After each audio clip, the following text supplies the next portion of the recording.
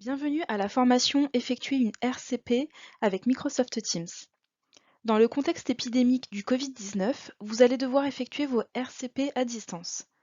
Nous allons donc vous montrer les étapes à suivre pour réussir vos réunions. Au terme de cette formation, vous saurez comment gérer de bout en bout une réunion dans Teams. Invitation, connexion, partage d'écran et enregistrement compris. Voyons comment cela fonctionne. Première étape, envoyer une invitation à une RCP et la rendre périodique. Pour créer une invitation à une nouvelle RCP, commencez d'abord par ouvrir votre boîte mail. Cliquez ensuite sur l'onglet Calendrier en bas à gauche de votre écran. Sélectionnez le jour voulu, puis cliquez sur Nouvelle réunion. Commencez tout d'abord par cliquer sur Réunion Teams afin d'insérer un lien permettant à tous les invités de rejoindre la réunion le jour J. Entrez un titre, renseignez le mail des collaborateurs invités à la réunion, puis sélectionnez l'horaire. Renseignez le corps de mail. Si vous souhaitez rendre cette réunion récurrente afin de ne pas devoir la recréer chaque semaine, par exemple, cliquez sur Rendre périodique. Sélectionnez l'horaire, choisissez la périodicité, puis le jour durant lequel elle doit se répéter. Sélectionnez enfin quand la périodicité doit prendre fin, puis cliquez sur OK. Vous pouvez désormais envoyer votre invitation.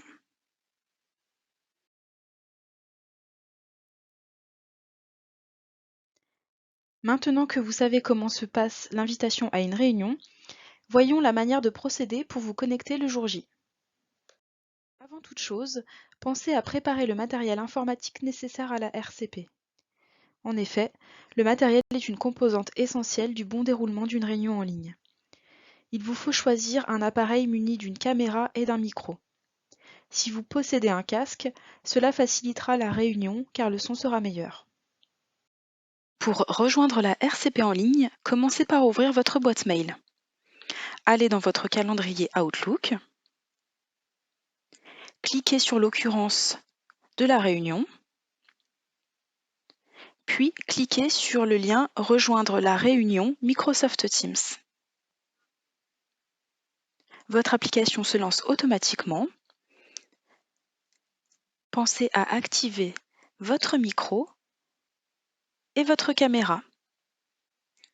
Si vous le souhaitez, vous pouvez même flouter votre arrière-plan. Ensuite, cliquez sur Rejoindre maintenant.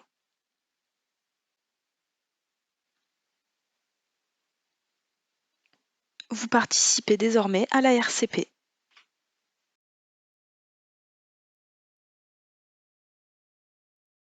Et enfin, troisième étape, nous allons voir ce que nous pouvons faire lors d'une RCP. Lors de la réunion, si certains participants ne peuvent y assister, vous pouvez enregistrer la réunion afin qu'ils y aient accès ultérieurement. Pour ce faire, il vous suffit de cliquer sur les 3 petits points qui correspondent à vos options, puis de cliquer sur Démarrer l'enregistrement. Si certains participants ne sont pas d'accord, ils peuvent vous le signaler afin que l'enregistrement ne se fasse pas. Pour mettre fin à l'enregistrement, il suffit de recliquer sur les 3 points, puis sur Arrêter l'enregistrement.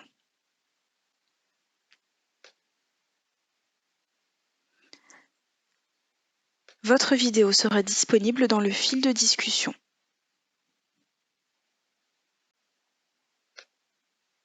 Lors de la réunion, vous pouvez partager votre écran aux autres participants afin de présenter un dossier patient dans le DPI pour discussion et prise de décision.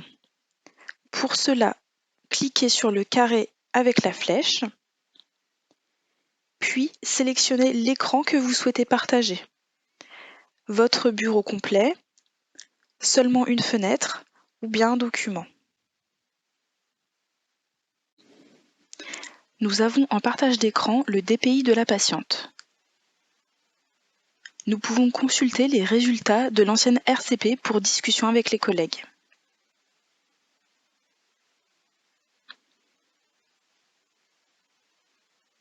En fin de RCP, nous avons la possibilité d'ajouter une note d'information avec le service concerné,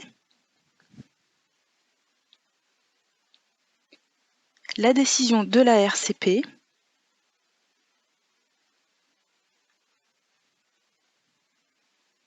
et éventuellement les rendez-vous à venir.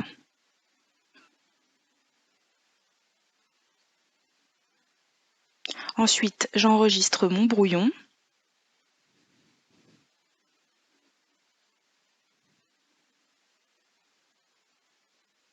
Et je peux retrouver ma décision de RCP juste ici.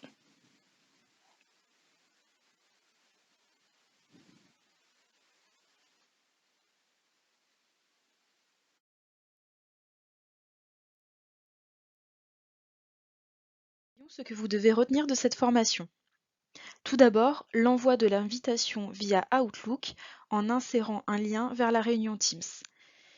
Puis, comment rendre cette RCP périodique. Ensuite, la connexion à la réunion en passant par Outlook et en vérifiant son matériel au préalable. Et pour terminer, ce que l'on peut faire lors de la RCP, donc enregistrer cette réunion pour la rendre disponible aux participants absents, et partager son écran pour afficher le DPI, discuter et prendre des décisions concernant les dossiers des patients. Merci d'avoir participé à cette formation. À très bientôt et bonne journée.